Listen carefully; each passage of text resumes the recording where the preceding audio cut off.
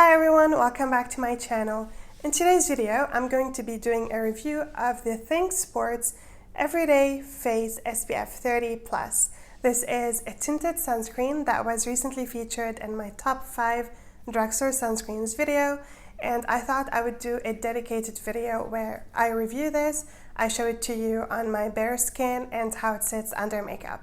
But before I get into all the details, if you love all things skincare, make sure you subscribe because that's all we do on this channel.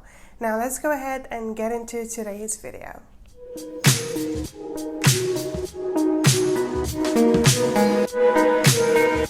So how I will do this is talk a little bit about the product, the ingredients, and then move straight onto the application and how it sits under makeup. So let's talk about the product. So this product is by the brand Think, and this specific sunscreen is under their Thinksports. So it is a sunscreen catered for athletes, as it says here, and it is water resistant up to 80 minutes. It is a purely mineral sunscreen. It uses non-nano zinc oxide at a percentage of 20. It also says here that this is vegan, not tested on animals, it is biodegradable, and reef safe according to the brand. We're getting 2 fluid ounces or 59 ml, and it retails for $10.39. So again, very affordable. And since it is a mineral sunscreen, it does give you UVA and UVB protection, so it is considered broad spectrum. Let's talk a little bit about the inactive ingredient. I had a quick look at the ingredient list, and while it is quite simplistic, it does have some quite nice ingredients in here. We've got aloe vera leaf juice extract, which is a soothing ingredient. We've also got glycerin, which is an amazing humectant. It's also got some dimethicone, and that's what's going to give it that smoothing effect on the skin. It's also got jojoba seed oil, sunflower oil. It's got a little bit of ascorbic acid, which is vitamin C. And it's got some nice antioxidant oils, such as raspberry seed oil and cranberry seed oil. But it's also got a little bit of fragrance. Now, when I used this, I did notice that it smelled quite pleasant, but the smell wasn't overwhelming and it didn't even linger. It kind of disappeared almost right away. So if you're somebody who doesn't mind fragrance, this would be fine. But if you're somebody sensitive, then you should definitely avoid it. It's also got iron oxides in it, and that's what's gonna give it that tint. Let me show you the tint. You can see it's got this warm tint. It's like a beigeish warm tint. I believe this is there just to mask the white cast of the zinc oxide. It does a good job at doing that, but even on my skin tone, I could still see a little bit of a white cast, but that kind of disappears once it sets into the skin. It is also looking a little bit shiny here, but within a few minutes, it's going to dry down and give that semi-matte finish. You'll be seeing me right now on camera applying it on my bare face. As I already said, it does have that warm beige tint, and as I blend it into my skin, it kind of shows the white cast undertone in it, but you can see as I blend it out, it kind of diminishes and eventually disappears into my skin. It is looking a little bit shiny on my skin right now.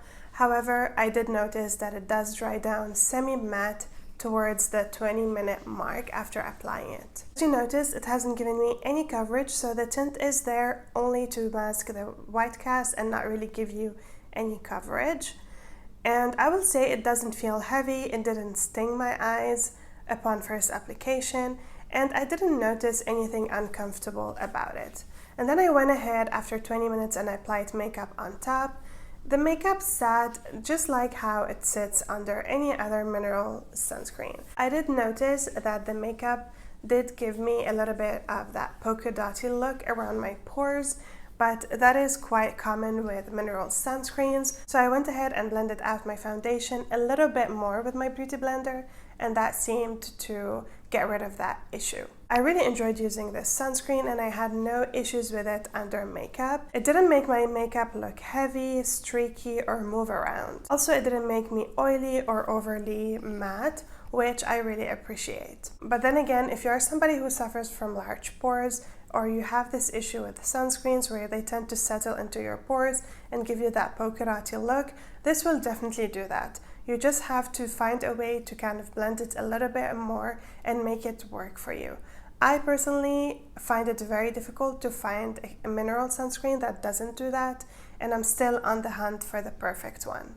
But just as an advice and from my personal experience, I have noticed that when I blend my foundation using a beauty blender, this tends to happen a little bit less, and the more I blend, the more that look disappears. I definitely think that sunscreen is a sunscreen that you can apply on its own, at least if you were around my skin tone, a little bit lighter or a little bit darker. But if your skin tone is way on the deeper side, then maybe this might give you a little bit of a white cast and you might be uncomfortable wearing it on its own. But I personally wore it on its own at home. One day I was just sitting at home, not doing much, and I went ahead and reapplied every 2 hours. I will say after the third time of reapplication, I started to feel that it's feeling very heavy and sticky on my face. So this is not a sunscreen that's very comfortable to reapply throughout the day. I kind of felt that it was better for me to wipe off the layers that I had previously and put on a new layer. Then in that way I was comfortable wearing it, but a reapplication layer on top of layer definitely felt heavy and sticky and kind of gave me that old-fashioned mineral sunscreen feel. Overall, I do think this is a great option, great tinted mineral sunscreen option at the drugstore. It's not going to suit everybody, but in my opinion, it is more elegant than not.